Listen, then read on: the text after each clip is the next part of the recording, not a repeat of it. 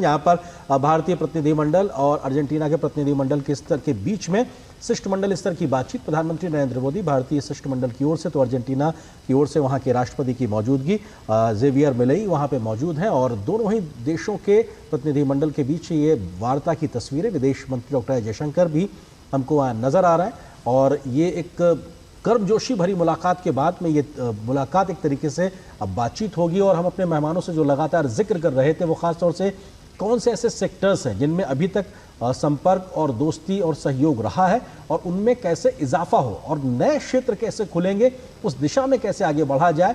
और ये मुस्कुराते हुए दोनों ही तरफ से चेहरे बताते हैं कि हाँ, एक दोस्ताना माहौल में अब बात आगे बढ़ती दिखाई पड़ेगी। 2019 में जो रणनीतिक साझेदारी की शुरुआत हुई थी, यहाँ से वो नया आयाम छूती नजर आएगी।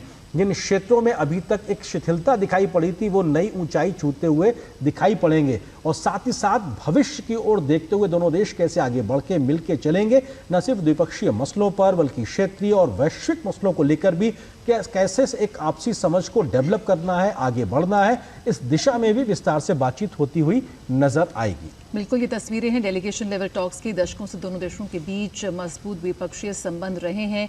दोनों देशों के बीच सर्वोच्च स्तर पर भी आदान प्रदान लगातार हुए हैं और उसी की एक तस्वीर यहाँ पर देखने को मिल रही है। उम्मीद की जा रही है कि बेहद ऐतिहासिक यात्रा है, क्योंकि 57 वर्षों से किसी भारतीय प्रधानमंत्री की अर्जेंटीना की पहली द्विपक्षीय यात्रा है। ऐसे में प्रधानमंत्री नरेंद्र मोदी और प्रेसिडेंट हावियर किन मुख्य मुद्दों पर यहाँ पर दोनों के बीच बातचीत होगी, समझौता होगा, आगे बात बढ़ने की उम्मीद की जा रही है, इसी की कर सकते हैं।